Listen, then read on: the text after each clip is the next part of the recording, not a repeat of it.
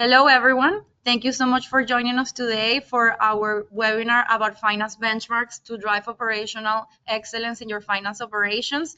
We're very excited about spending time today with our partners from Everest Group and APQC on this very interesting topic that actually has been the topic that drives the most interest from our CFOs and finance audience throughout the years. We had a couple of years without updating our finance benchmarking report. We just released the new report with the latest benchmarks from the APQC team, and we thought it made a lot of sense just to have a discussion and share some of the key insights and the key results that have changed in the last couple of years since we issued the report. So yeah, as a quick housekeeping item before we get started, your lines are muted, but you are allowed to ask questions through the question panel. So I'll typically depending on the question, keep those for the end or actually ask some of those in the middle of the discussion, depending on the topic that we're touching on. And also we're gonna issue some live polling questions throughout the discussion where you're gonna be able to answer and I'm gonna be able to share the live results of your responses.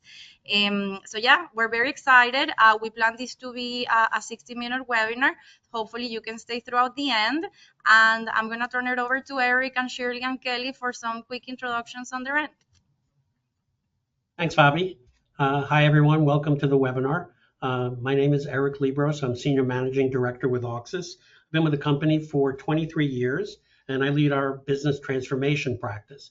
Business transformation at Auxis focuses on the different services that we provide that help our clients optimize and enhance their business operations. We provide a range of services that include process optimization, shared services design and implementation, digital transformation, and tech-enabled outsourcing services delivered from a nearshore platform. We basically provide a perspective that includes advisory, implementation, and operations. So we see it from all different sides. And with that, I will let our esteemed colleagues introduce themselves. Kelly? Hi, my name is Kelly Preetz, and I am the Principal Research Lead for Finance here at APQC. APQC is a nonprofit organization specializing in benchmarking, best practices, and process and performance improvement.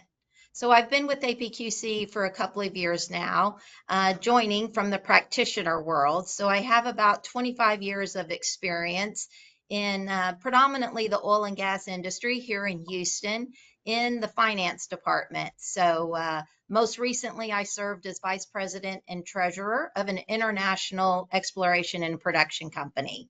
But I'm happy to be here, and I thank you for welcoming me. And Shirley? I am Shirley Hung. I am a partner at Everest Group. We are a research firm that focuses on tech and tech services. So we work with providers of tech and tech services, their clients, other influencers in the marketplace, including investors, consulting firms, industry associations, and so forth. In a membership kind of model, as well as doing bespoke projects as well. I lead our finance research as well as procurement, supply chain, enterprise platform services, and I've been here for about 7 years. Prior to that, I come from industry. I led strategy for fairly mature GBS function in a global mining company. And I am based out of Dallas, Texas. Really happy to be invited to this discussion today. Thank you so much. Great. Thanks, Shirley. Thanks, Kelly. And let's get started.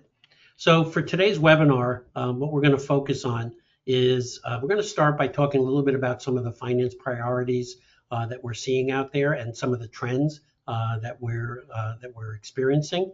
But then we really want to hone in on the topic of benchmarking. So talking a little bit about why you should use benchmarking and what kind of indications and inputs a benchmark can provide to you as you kind of look at your organization and assess it. We want to talk a little bit about the right type of benchmarks. What are the measurements that you should be looking at, particularly within the finance and accounting space? And interestingly, we're going to talk a little bit about what's changed over the past 5 years. If you kind of go back to before the pandemic, a lot of operational challenges have had emerged through that process, and a lot of solutions got put in place. A lot of emerging technologies came out. The world of how we operate has changed pretty dramatically. So we thought it'd be interesting to compare the benchmark data of today to the benchmark data of 5 years ago. Then we'll get into some real world examples of how benchmarking can drive strategies for improvement.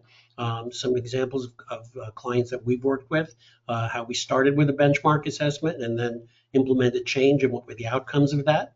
And then we'll get into basically the framework for benchmarking, how you can use benchmarking in your organization.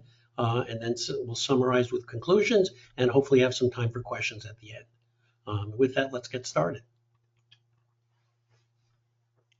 So every year, as we go into the new year, we ask people what their priorities and challenges are. And so entering into 2025, organizations were really still focused on cost and margin pressures. I actually think halfway through this year, this has not changed. We are seeing a lot of disruption in the marketplace. I think there's a term permacrisis that's being floated around.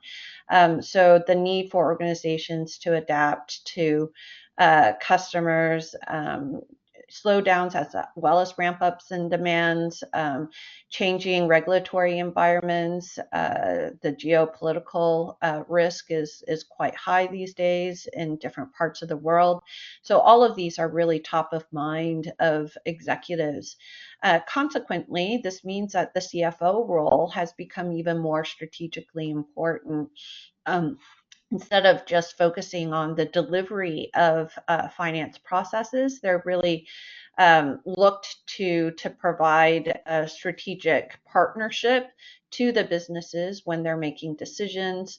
They are leading the charge in transformational efforts, not just within finance, but across their companies, and really trying to move their organizations into a more agile and resilient function.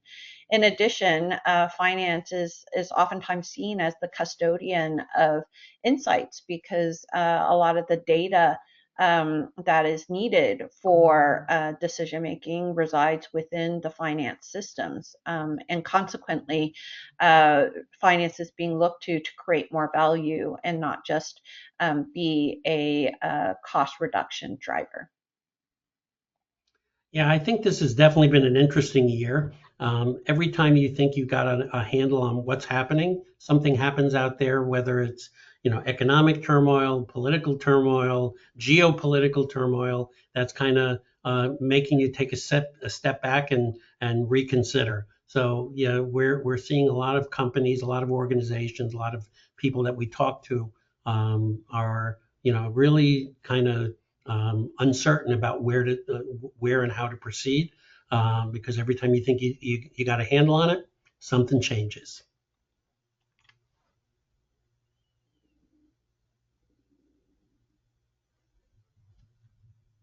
Yeah, so here, much like Shirley, we do the same thing. The last quarter of every year, we reach out to our members and others and ask what your priorities and your challenges are for the coming year. And I would say 75 to 80% of that survey does stay consistent from year to year, depending on what other factors we're seeing. But the reason we do that is because we like to watch the trends. We like to be able to see how companies are moving. But this year, we learned that digital transformation remains a top priority, with 73% of our respondents focusing their efforts there. And how are they doing that? Financial reporting, accounts payable and receivable were recited at the areas that we're seeing the greatest impact, kind of driven by a reduced manual processes and improved accuracy. One of the biggest insights and what really makes this especially valuable in the context of benchmarking is understanding where your organization stands relative to others. And for example, Organizations that have fully implemented Gen AI tripled in just 1 year. So on the other side of that, we heard last year that 28% of the respondents were not even considering Gen AI. But this year we heard only 2%. So that's a dramatic shift. So benchmarking just lets you see kind of if you're ahead of the curve or if there's room for you to catch up. We also found that data analytics is becoming a non-negotiable. So nearly 90% of the organizations that we heard from are using advanced data visualization for real-time forecasting and performance insights. Again, like Shirley said, I think CFOs are demanding the ability to make decisions very quickly. They need to see that information in a presentable way. They need to see it quickly and it needs to be accurately. So just benchmarking helps you evaluate whether your reporting capabilities and the tools are delivering at the same level. And then lastly, on the cash flow management, we heard that delayed customer payments are the most common pain point. And to counter that, we saw that 62% of our organizations are focusing on better analysis of accounts receivable, where they're both investing in technology to help understand anticipated cash flow, and they're also training their staff quickly to identify late payments and provide follow-up. So to remain competitive and resilient in today's uncertain economic environment, organizations must take a more strategic, technology-enabled approach to cash flow management. Yeah, and this coincides as well with the responses from the webinar registrant from today.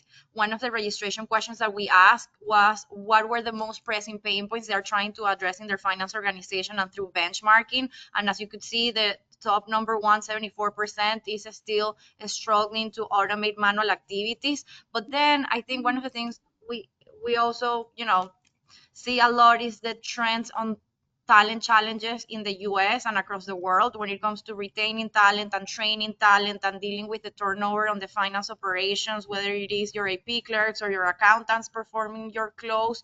I think that's still something that we see, even if 34%, talent continues to be a challenge. And then everything in the middle, cost reduction didn't come as the number one, but it's still over 50% of the respondents are still struggling to achieve a specific cost reduction target in their organization.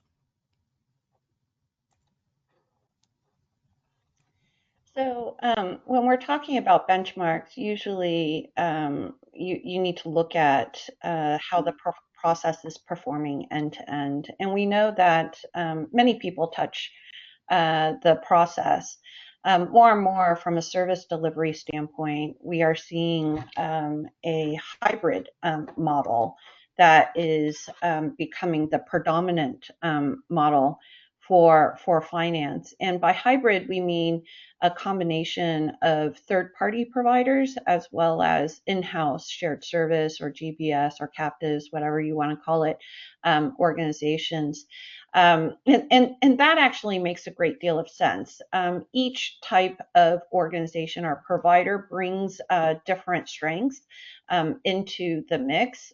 Third parties oftentimes see best practices from working with other clients and can apply those within your own context, whereas GBS or shared services really understand your organization. And a lot of times engaging with business stakeholders is just easier when you are part of the employee fold as opposed to coming in externally.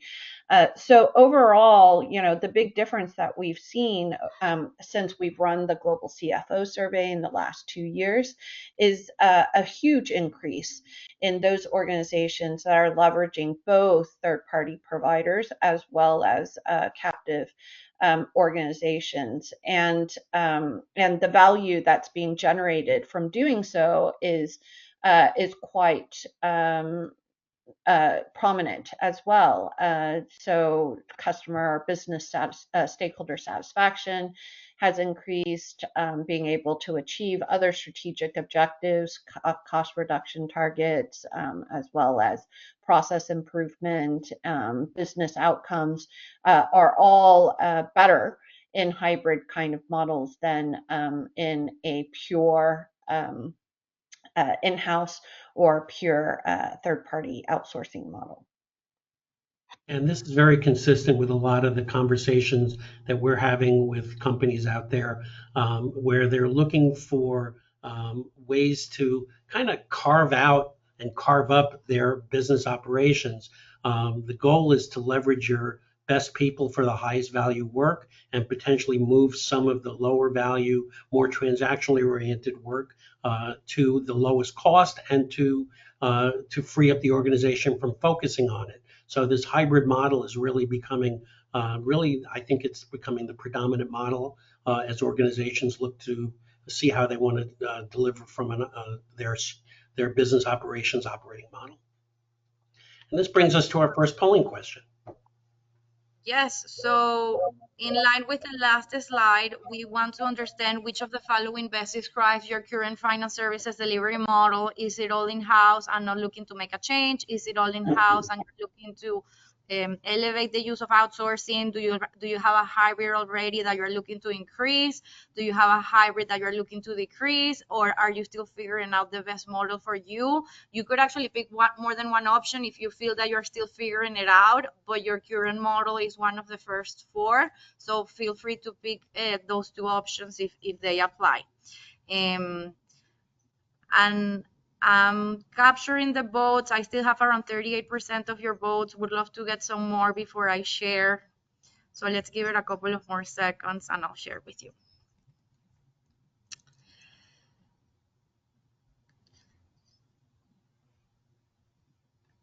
All right. 62%. And it seems to have the same trend. So I'll share the results. So yeah, I think this kind of like aligns surely with your survey. So if you see 46% is using a hybrid and planning to increase the use of third parties. 17% is all in-house, but they're evaluating outsourcing. So just those two over there, you have, more than 60% with an increase on outsourcing, and then still 25% is looking to figure out the best model for them. Only 8% has all in-house and is not planning to make a change. And it seems that 21% have had some, negative experience with outsourcing as they're looking to reduce the use of third parties. Interesting. Thanks, Fabi. So with all these different challenges, with all these different trends, with all these moving parts that are happening out there, benchmarking really can provide some good insights into how your business is performing and what are the opportunities and directions that you want to take to improve business operations. But benchmarking is a data point. It is a guidepost to performance. It is not a roadmap to performance, and there's a clear distinction between the two. But what you can see when you look at the different types of organizations and how they perform is that top performing organizations do have a significant higher level of performance in various areas than medium and bottom performers. And it really translates into cost and efficiency, as we'll spend more time looking into that. Top performing organizations typically operate at a 30 to 60% lower cost than their industry peer groups who are lower performing organizations.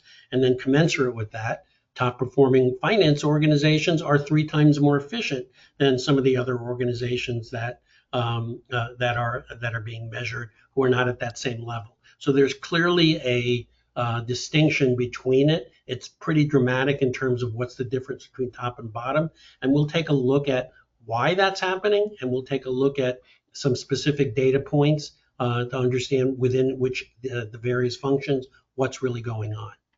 But when you look at top performing organizations, one of the things that really stands out is that they tend to be more mature in their adoption of new and emerging technologies. So top performing organizations are way more advanced than the medium and bottom performers in things such as robotics process automation. You could see over 70% of top performing organizations who either fully implemented RPA or are in the process of implementing RPA.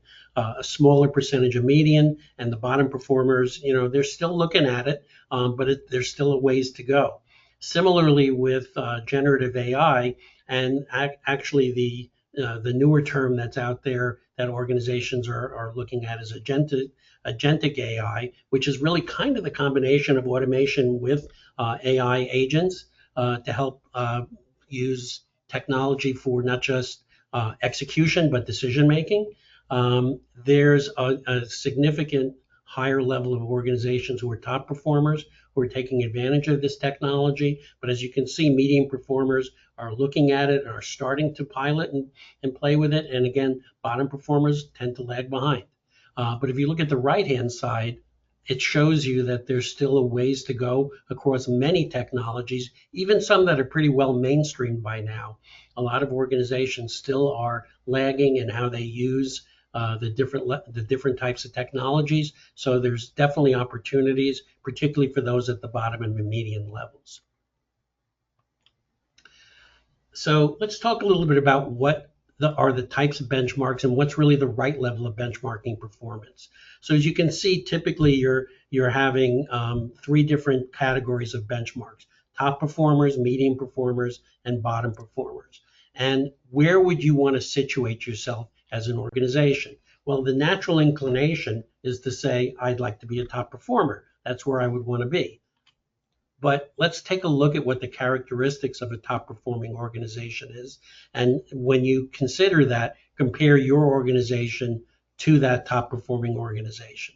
So typically a top performing organization has very consolidated and standardized business processes and systems. There's a limited number of transactional variations and exceptions, simplified business rules. So all of this makes the processing of transactions a much simpler, easier program.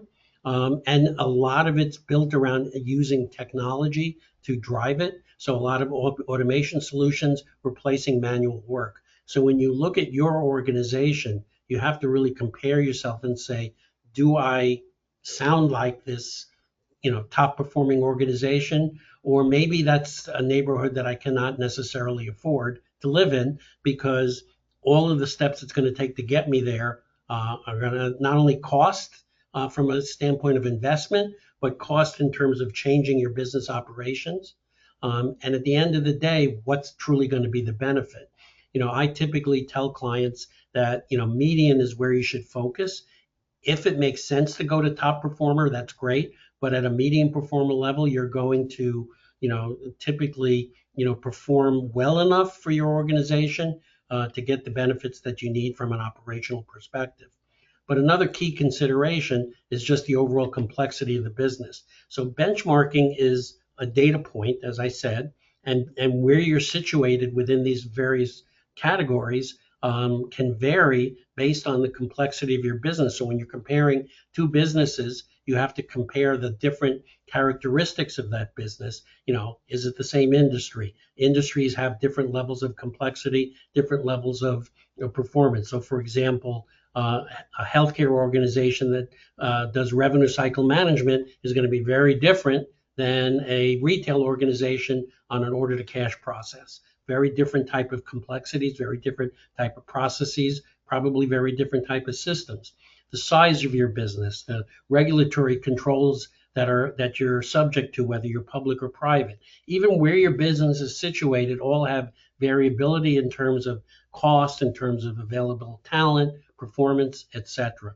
So it's important to get the right perspective when you're looking at benchmarking to say, compare yourself truly to apples, compare yourself to peers, but even within peers, there could be variances. Yeah, if I can maybe jump in really quickly on that as well. Sure. If you look at a set of benchmarks that are out there, usually the top performer for each of those benchmarks are not the same company. They're different companies that end up being in that top performer area, and it's on the basis of where they choose to invest, right? What's important to them. A lot of times, organizations kind of forget that, and they think that they need to try to be top performer across all of the various areas, and that's just not achievable, right? You're for a lot of the reasons, Eric, that you just mentioned, and so companies tend to place their bets on the areas that truly matter to them and to their business, and that is where they try to maybe shoot for better than median, right? But it's not across the board. Thanks, Shirley. Yeah, I would. Kelly, I'm Yeah. curious. Sorry, I'm curious, but when people contact APQC, I'm curious, where do you find that there typically is their starting point? Are they bottom looking to move up? Are they medium looking to get to top? Or do they just really want to know where they are? Well, I think first they want to know where they are. And then to me, it's really more about the value is about identifying the gaps. They want to identify the gaps and be able to prioritize improvements. And so benchmarking allows them the opportunity to do that. So it's exactly what you said. It may not be moving, to the top performer. It's about using benchmarking to be able to identify where their gaps are and what they need to do to make some improvements to be able to move up. But I wouldn't say that, yeah, their focus is always to be the top performers. Obviously, you've got some there, but the majority of the time, it really is just about identifying where their gaps are and how can they improve. Great, thank you.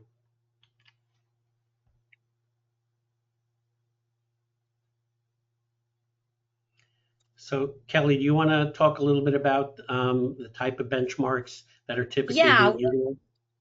Yeah, we always recommend a balanced set of benchmarks. And we kind of say balance prevents blind spots, right? If you're only focusing on process efficiency, which would be like an FTE count, then that can really lead to some missed issues in cost effectiveness, such as rising costs or poor quality outcomes and things like that. And then when you're looking at cost effectiveness, that's ensuring your value, right? These metrics show whether your resources are being used wisely, delivering at the high quality output that you had in mind at the right cost. So not just at high speed. So really we say together they drive better decisions. A balanced view will always help finance leaders optimize both how well and how efficiently work is being done. And in the end, that leads to a more sustainable, high performing operations. Agreed. So let's take a look at some metrics and how they kind of are applied in organizations and what the true distinction between a top, median, and bottom performer look like. Starting with the overall finance organization.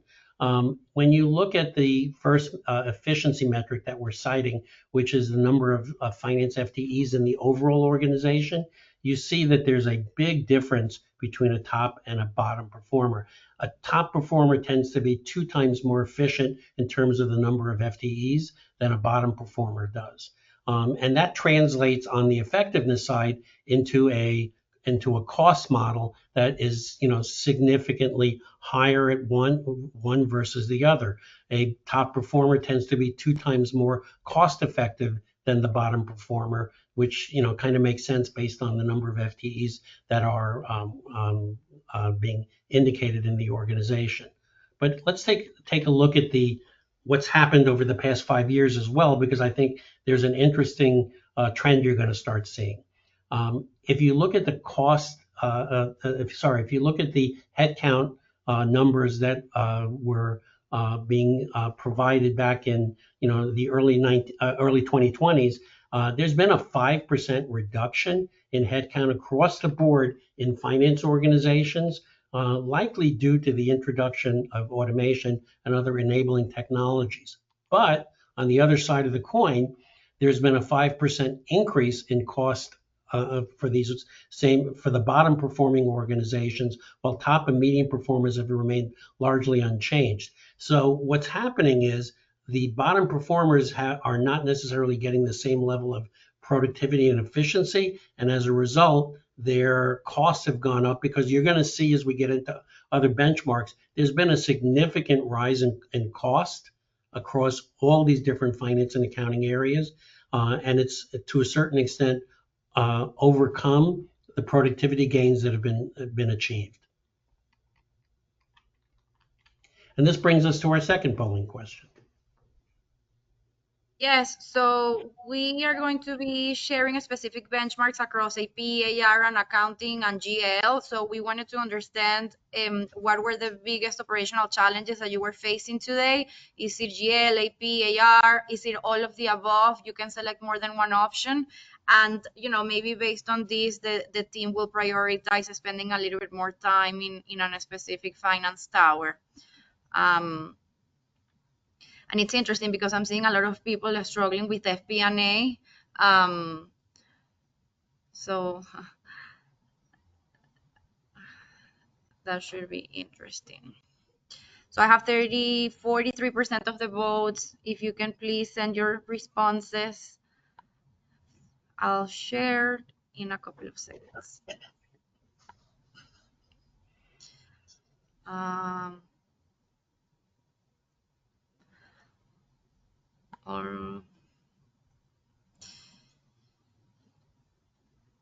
Okay, I got 65% of the votes. Let's see the results. So number one operational challenge, FP&A reporting and analytics with 63%.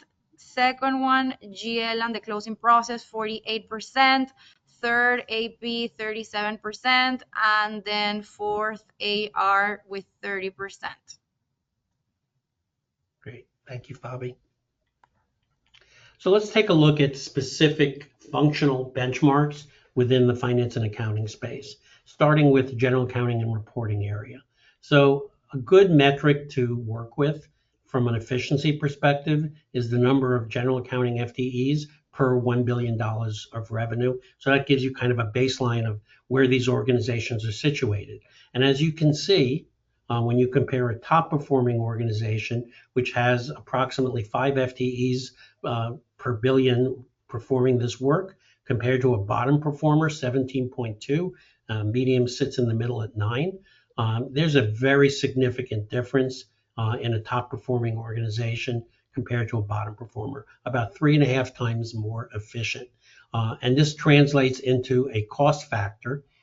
Top performing organizations are about 5 times more cost effective than bottom performing organizations. It's a very significant difference in terms of how these organizations are operating and the cost that it takes to help them operate. But now comparing the difference between the data and 5 years ago, so what we've seen pretty much across the board is that there's been a 16% reduction in headcount since around 2019, 2020, which is likely due to the introduction of automation and other enabling technologies. So these numbers across the board have gone down by about 16% in the various benchmark factors. But take a look at what's happened on cost. There's been a 48% increase in cost efficiency since that same time period, and bottom performers, 81%. The costs have dramatically risen in the finance and accounting space, and very particularly in general accounting. And any of you who are out there who are looking to hire accountants, I think you know the challenge of market availability, of cost rising, of the ability to get the type and attract and retain the type of resources that you're looking for. So there's been a significant cost that has way outstripped the productivity gains that we've seen in this area. It's definitely a factor that really means that organizations need to even be more focused on ways to drive increased productivity and increased performance. Eric, the cost to perform the function, is it including personal cost only, or does it also include other systems? And maybe that's a question for Kelly. Total cost, well, Kelly can answer, but total cost is basically represents all of the different cost factors, which includes personnel cost as well as infrastructure, systems, etc. Source cost, yeah. Okay. Yeah, Yeah, so here we're talking, we've discussed kind of the key benchmarks, but and I will say we have thousands of benchmarks that we keep up with and we track. But here, just to name a few, if we're talking efficiency, number of journal entries processed, number of accounts managed, and number of journal entry line items per FTE, those are good metrics to follow. And then on the other side of that, the effectiveness side, the percent of manual journal entry line items processed error-free, which is the key word there, error-free, cycle time to complete the close, and the personnel cost to perform general accounting and reporting. So it's not always just how fast or how cheaply you can do the process, but it's about being accurate and being able to deliver timely insights so that our senior managers have the ability to be confident in the data that they're using is accurate and they have it quickly. And here's a couple of helpful hints. So number one, if your headcount is high and your performance levels are low, you have identified an area of opportunity. I don't think this is a highly illuminating comment. It's just common sense, right? A lot of people not performing well means you have an area of opportunity to improve your business. But here's another thing to think about. When you're looking at the number of people who you have in your organization working on a specific function, it often makes sense to look outside of the specific function because very often activities tend to bleed out into other departments and a lot of people are touching them. So when you're looking at things like budgeting and you're looking at forecasting and even reconciliations, et cetera, things that happen on a day-to-day basis in general accounting, look at what's happening in the various departments that feed into accounting, because you might find that there are a number of people doing work there that are adding to the actual true headcount total of who's actually touching these different activities. So let's take a look now at the accounts payable function. And again, a couple of benchmarks that we like to use that help truly indicate how you're performing as an organization. On the efficiency side, it's a real productivity benchmark. The number of invoices processed per FTE per month.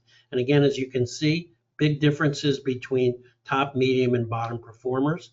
And then on the effectiveness side, it translates into the cost per invoice. And once again, cost per invoice has a wide range from top to bottom performer.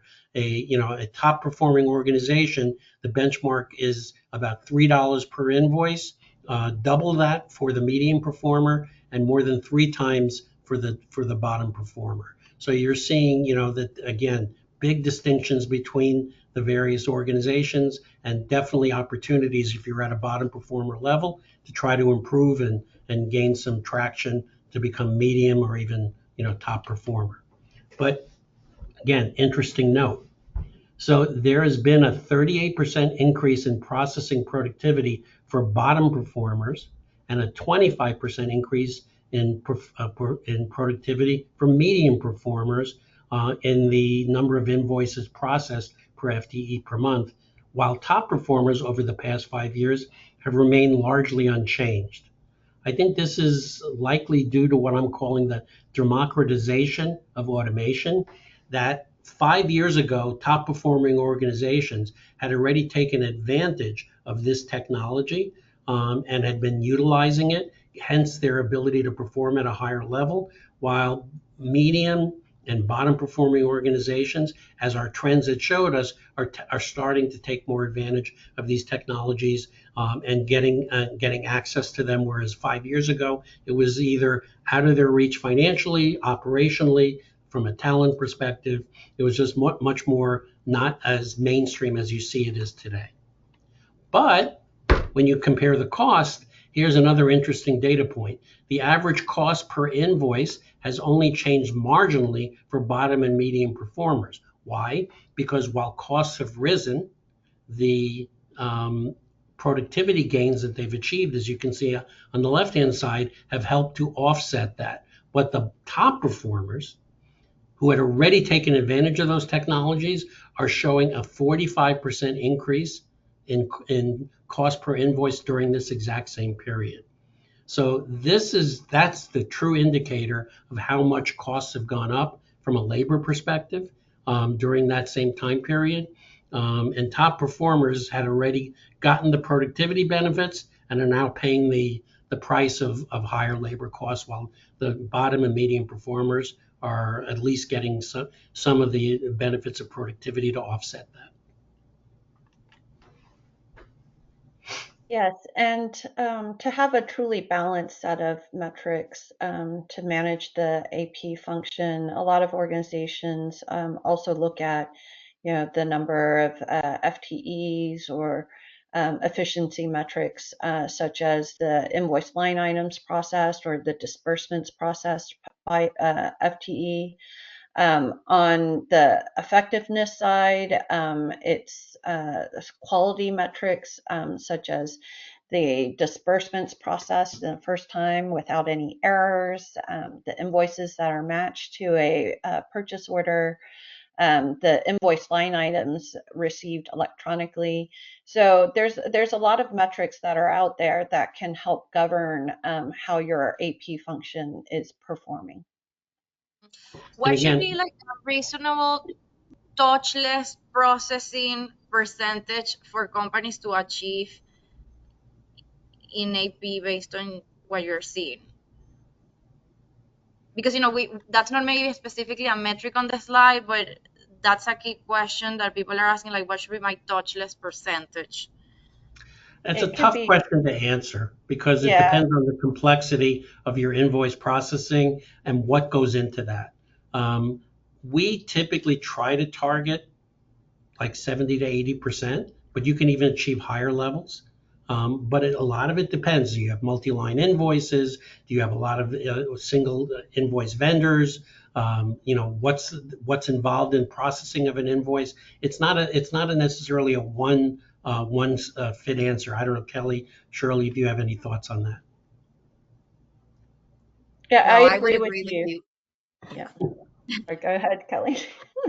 No, I just was going to say I would agree with you, and it's a little harder because there is some cross-functional things that go into that, and that's a little bit harder to manage and to track. And so I think each company has to look at the way that their process is set up and figure out what metric they feel is best for them. Yeah. No, and the other interesting conversation that I'm sure your clients are also starting to have is the whole concept of the end-to-end ownership of purchase to pay, because since a lot of the metrics are not just owned by AP, and it could be issues on the procurement side or on other areas, like having the more end-to-end visibility allows you to make those changes to improve the actual metric in AP. So it's which kind of leads to this, my little helpful hint here, which is when you're considering some of these metrics, understand that not every metric is only going to be reflective of AP's performance. Things such as invoice cycle time, DPO, these have external dependencies, such as the time it takes for invoice approvals, or whether an organization is managing cash and not necessarily releasing payments. These have an impact on these type of metrics. So when you're looking at that, you have to consider these external dependencies and whether or not this changes the way you look at a benchmark. Moving on to accounts receivable, a metric that we typically like to use is the number of cash receipts processed per FTE per month. Again, a very simple productivity metric. And as you can see, once again, very big difference between top performing organizations and bottom performing organizations, 4.5 times the difference between the two. Again, likely due to different solving of the complexities, standardization, as well as automation solutions. And if you look at cost per customer receipt, again, very significant differences between the two due to these same factors. In this case, it's 6 times more efficient a top performer than a bottom performing organization. Now, this is an area that has seen significant improvement. There's been a 50% improvement in processing productivity for bottom performers. while top and medium performers have remained largely unchanged, you're again seeing the advantage of emerging technologies, more mainstream technologies taking root in various organizations as companies look at ways to automate a lot of these processes, whether it's internal systems or even working, for example, with banks to provide a more seamless process of receiving and applying cash. And that has resulted in this area getting a pretty significant improvement in cost. So in particular, if you look at the cost per customer receipt has dropped dramatically for a bottom performing organization because they've gotten that increase in productivity. They've seen a 57% improvement in cost efficiency in that, but still a very big difference between a top performing organization and a bottom performing organization. So while there's been some progress made, there still is a long way to go to get, and a lot of opportunity to get you there. Yeah, so here once again, keep in mind we have loads of different metrics, and depending on how your company is doing things, I think it's important to pick what those metrics are.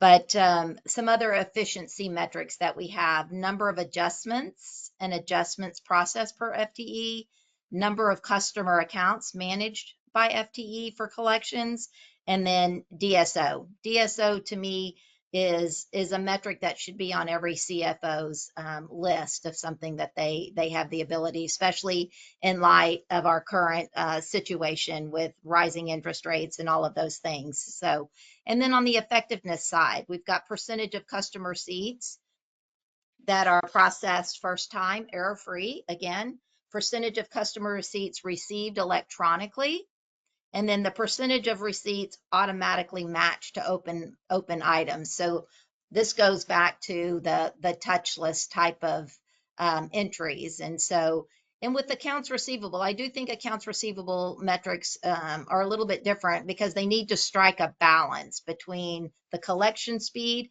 but also the customer experience. So you've got customers dealing with different things, and you have to take those into, you have to manage that customer relationship. So it's not really how well it really is, I think, key. It's about how well you can turn sales into cash. Great point, Kelly. And again, similar to the AP discussion we were having, this area often has a number of external dependencies that impact your ability to manage your benchmarks. To the points that Kelly was just talking about, the rules and policies, how you want to deal with a customer, what type of latitude you have to deal with a customer, the sales organization's ability to make changes to standard processes, standard orders, billing, etc. All of these different things have an impact on the ability to manage to a benchmark. So you just need to consider these external dependencies when you're evaluating the organization. And this brings us to our third polling question. Yes, so hopefully now that you saw some of the current benchmarks, how would you auto-diagnose yourself as a top performer, medium performer, bottom performer, or you're still not sure and need more information in order to determine the benchmark?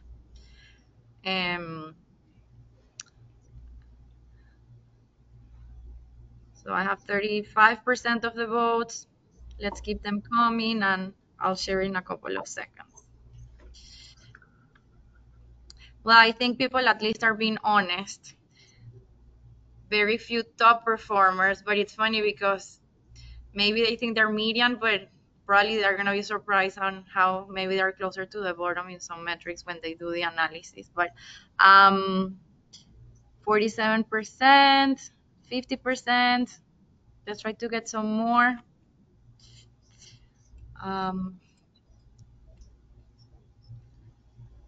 All right, I'll share.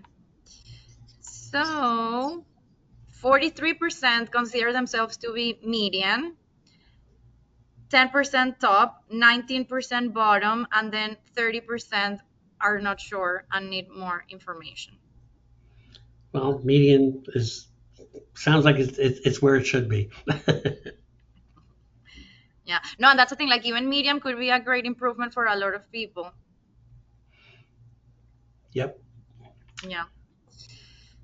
So, before we keep going, one of the things that we wanted to share with you is that on this barcode, we have a full finance benchmark report that includes all of these additional metrics that Kelly and Shirley and Eric mentioned by tower that we couldn't cover in more detail today. So I do encourage you to download the report. But in addition to that, as we have been saying, benchmarks are not a one size fits all. It can have so much dependency on your industry, your regions, the size of your company. So we're actually offering these complementary finance optimization assessments that our clients are finding very insightful, because basically, with some data that we get from your existing operation will help you at no cost do some high-level benchmarks with the APQC data, just to make it a little bit more specific to your circumstances and your operations. And even if it's a high-level assessment, I think it's going to give you a really interesting high-level roadmap of where the gaps are, the potential opportunities to prioritize for each of the towers. So if you are interested in learning more about the assessment with Eric and myself and the team, you can email me there at that email, and we'll make sure to coordinate some time to discuss. Thanks, Fabi. So let's spend a few minutes talking about a couple of real world examples. These are clients that we've worked with at Auxus to first, by starting with a benchmarking assessment, helped identify areas of opportunity, and then what the roadmap was to drive performance and improvement and what the outcomes of that were. So let's talk about a couple. So the first one I wanted to talk about is a property management company that we've worked with, that basically, when you kind of look at it at the surface, they seemed okay. But then when you looked a little deeper, there were definitely some challenges that we were able to identify. So this is a company that manages about 400 properties, an accounts payable volume of about 15,000 invoices per month, and they had 9.5 FTEs in AP at their corporate organization. Now, the nature of that business means that there's a large number of vendors that are requiring monthly payments, sometimes, very, quick turnaround payments, etc.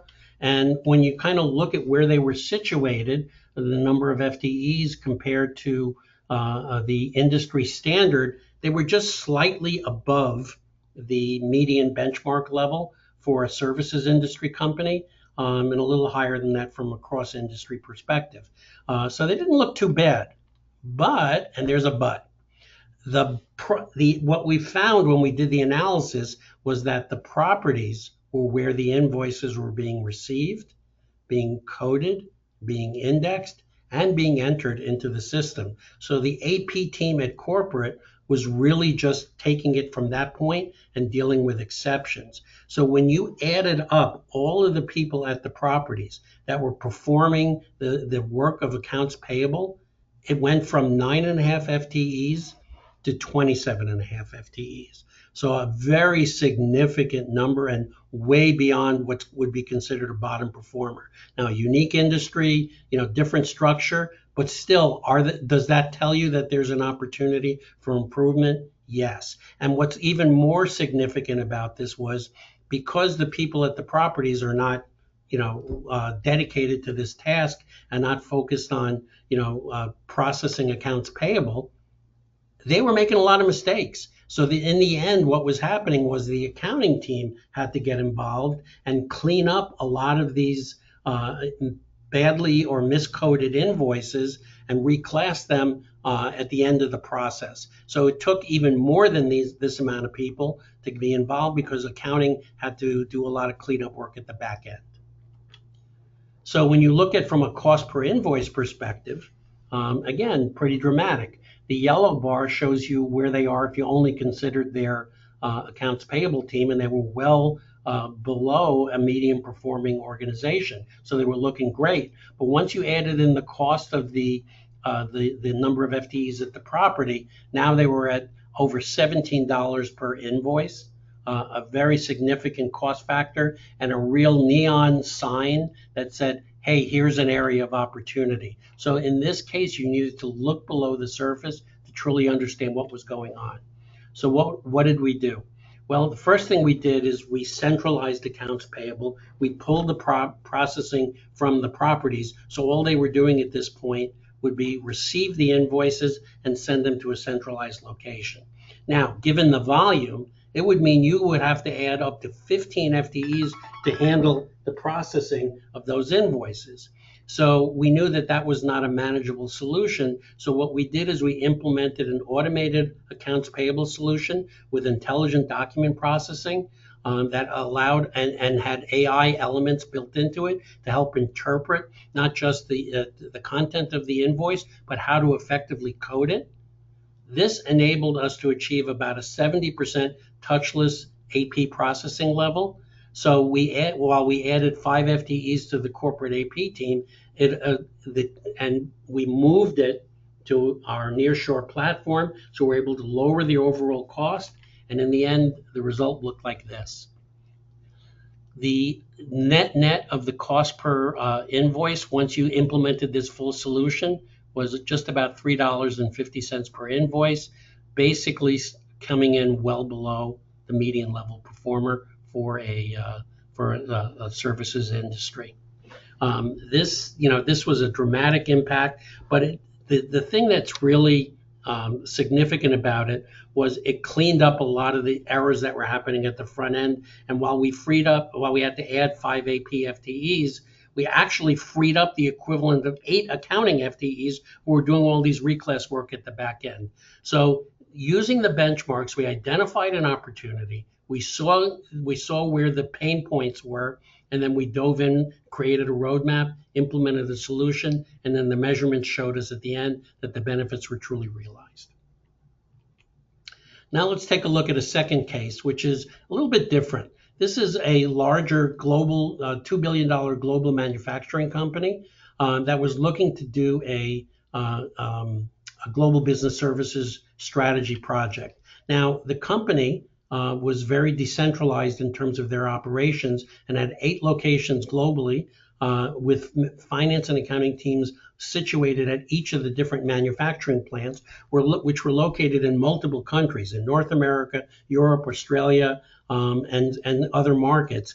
And they had a mix of high-cost markets, such as North America, Europe, and Australia, and low-cost markets, Latin America, Africa, and Asia, that you expected their cost factor should be, relatively manageable.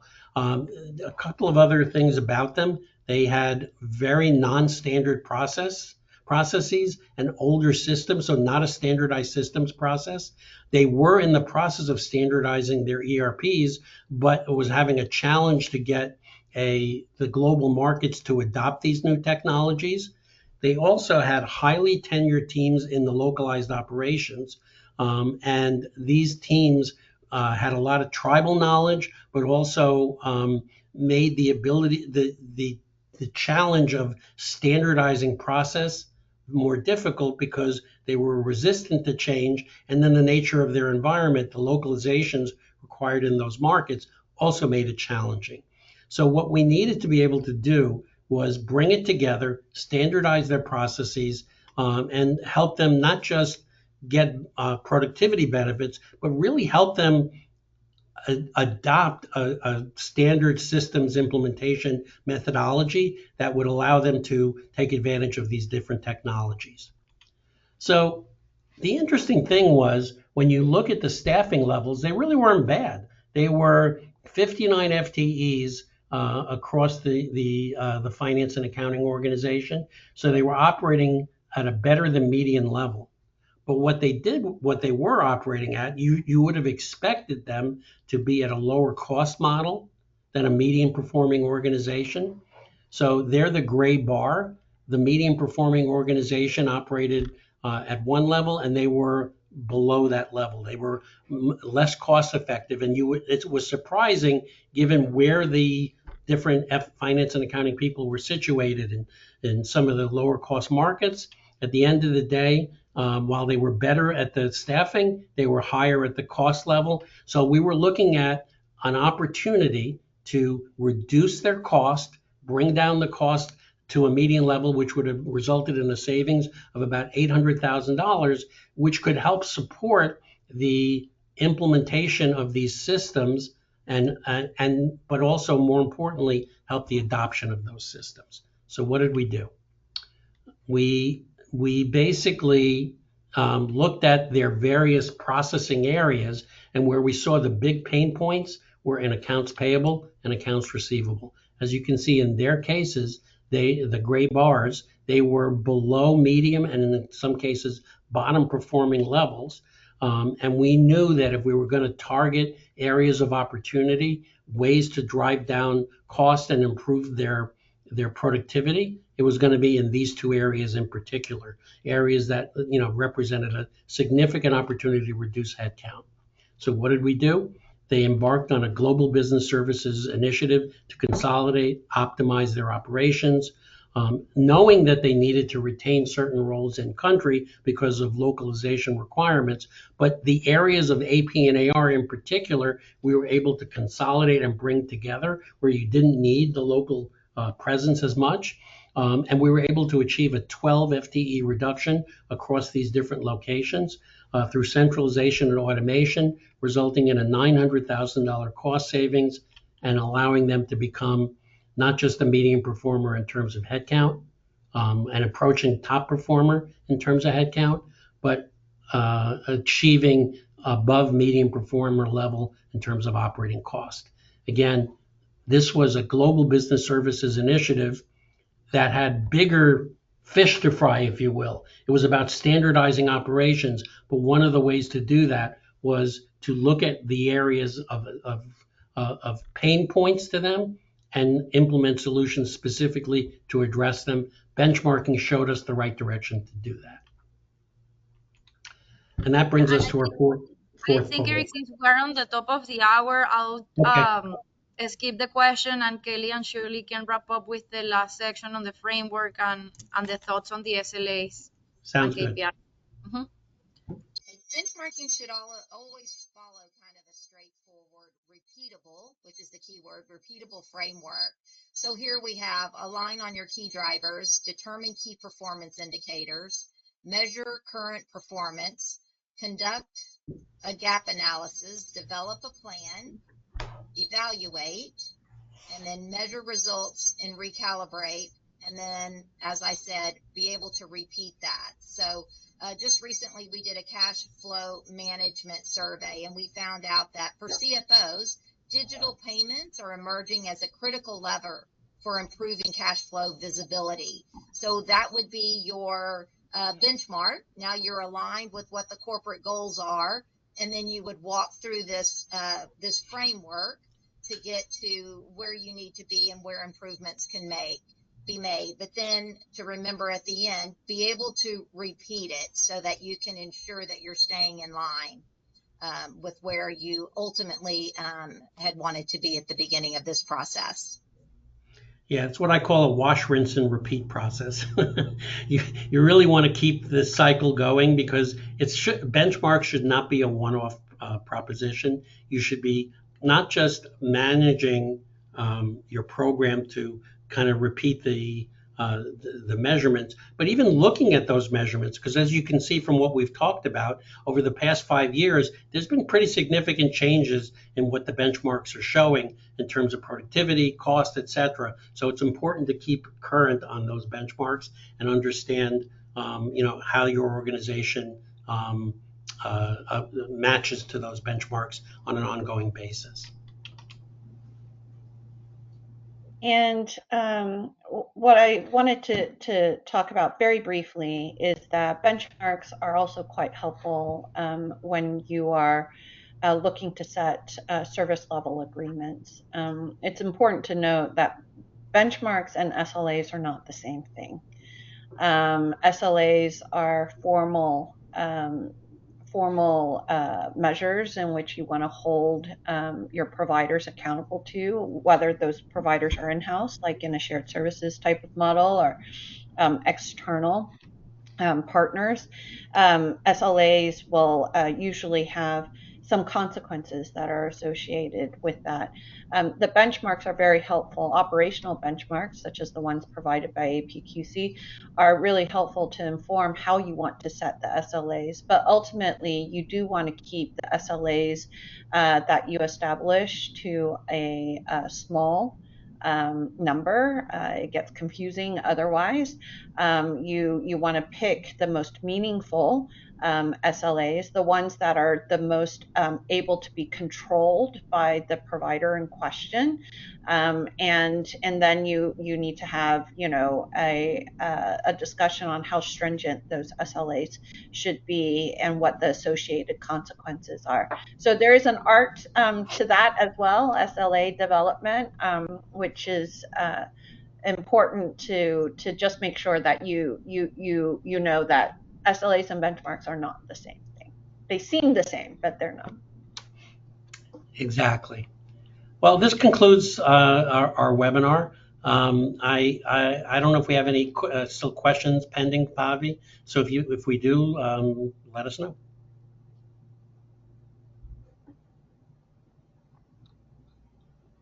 Pavi? Bobby, you're on mute. Oh, sorry. Yes, no, I was going to say that most of the questions were around if they were going to get a copy of the deck. A couple of them I did ask throughout the presentation. If you do want a copy of the presentation, we can definitely send it over to you. So that same email that we provided, feel free to send me a note and I'll make sure to get you a copy. And we do, as we said, encourage you to sign up for the complimentary assessment. I think just knowing where you are and your baseline, you are already a step ahead of your competitors, because even sophisticated shared services and GBS that we're working with, have done the task of nearshore or offshore and reducing the cost, but they don't really have a good handle of where they sit with these metrics. So I think just even knowing it's a great starting point. And thank you so much, Shirley and Kelly, for your contributions, and Eric for organizing and putting this together. We look forward to more discussions in the future, and we'll be in touch. Thank you, everyone. Thank you, Thank Kelly. you. Thank you, Shirley. Thank you, guys. Take care.